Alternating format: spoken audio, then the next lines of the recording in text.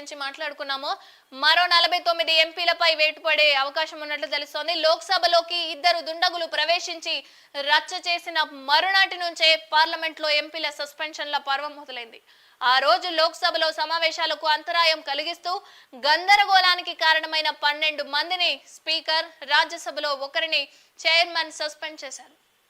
అదేవిధంగా సోమవారం కూడా అదే సీన్ రిపీట్ కావడంతో ఉభయ సభల్లో ఏకంగా 78 మందిపై వేటు పడింది. లోక్సభ నుంచి 33 మంది, రాజ్యసభ నుంచి 45 మంది సస్పెండ్ అయ్యారు. దీనికి కొనసాగింపుగా మంగళవారం మరో 49 మంది సస్పెండ్ అయ్యారు. వీరిలో చాలా మంది ఎంపీలు ఈ వింటర్ సెషన్ మొత్తానికి సస్పెండ్ కాగా మరికొందరిపై ప్రివిలైజేషన్ కమిటీ నుంచి రిపోర్టు వచ్చిన తర్వాత చర్యలు తీసుకుంటామని చెప్పారు. సో ఇక్కడ మరో 49 మంది ఎంపీలపై వేటు, 3 రోజుల్లో 141 మంది సస్పెన్షన్. దేశ చరిత్రలో ఇంతమంది ఎంపీల సస్పెన్షన్ ఇదే తొలిసారి. పార్లమెంటులో 2/3 వంతు తగ్గిపోయిన అపోజిషన్ స్ట్రెంగ్త్, బిల్లుల ఆమోదంపై బీజేపీ నో ఛాలెంజ్. మరో 2 రోజుల్లో ముగియనున్న వింటర్ సెషన్ అండ్ పార్లమెంటులో భద్రతా వైఫల్యం ఘటనపై మంగళవారం కూడా ఉభయ సభలు దద్దరిల్లిపోయాయి.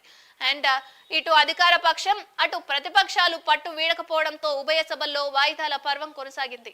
గత బుధవారం లోక్సభలోకి ఇద్దరు దుండగులు ప్రవేశించి స్మోక్ క్యాన్లతో పొగను రిలీజ్ చేసిన ఘటనపై చర్చ చేపట్టాల్సిందేనంటూ మంగళవారం కూడా రాజ్యసభ, లోక్సభలోనూ సమావేశాలు ప్రారంభం కాగానే ప్రతిపక్ష పార్టీల ఎంపీలు ప్లకార్డులు పట్టుకొని నినాదాలు చేస్తూ వెల్లోనికి దూసుకెళ్లి ఆందోళనలు చేశారు.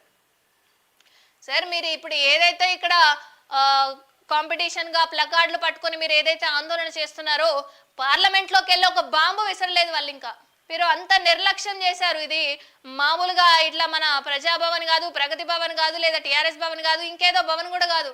పార్లమెంట్ లోకి వెళ్ళి ఇద్దరు దుండగులు వెళ్ళి ఆడ స్మోక్ క్యాన్లు ఇసిరారు. దానివల్ల ప్రమాదం లేదు కాబట్టి సరిపోయింది. కానీ ఏ 2 బాంబులో నెత్తినేశారు అని అంటే కథం అయిపోయినట్లే. అంత నిర్లక్ష్యం ఆ పార్లమెంట్ లోకి వెళ్తున్నారు ఒక వ్యక్తి అని అంటే ఎవరు ఏంటి అని గుర్తించుకోకుండా వెళ్ళి చేసేంత పని.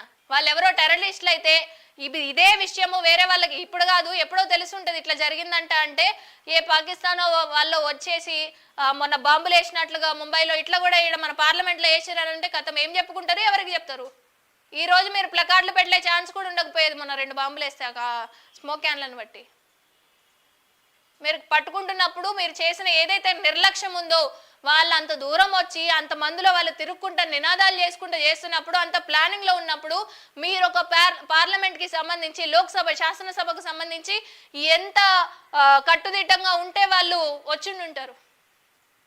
అంటే వాళ్ళేమి మిమ్మల్ని తోసుకుంటూ కూడా రాలేదు కదా, తోసుకుంటూ రాలేదు, మంచిగానే వచ్చారు. మంచిగా ఐడీలు తీసుకొని వచ్చారు, స్లిప్పులు తీసుకొని లోపలికి రాగానే అవి ఇసిరేయడము, నినాదాలు చేసుకోవడము జరిగింది.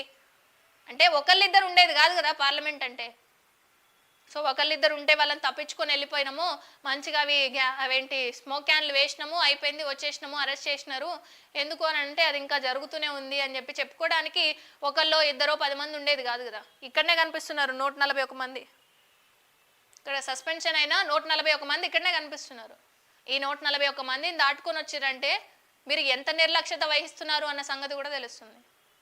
కేవలం అది పార్లమెంట్ అదొక సాధారణ ఇల్లు దోపిడీ దొంగతనం చేసుకొని వెళ్ళిపోవడానికి కాదు కదా. ప్రజలందరి గురించి మాట్లాడుకునేది, ప్రజల సమస్యలను చర్చించేది.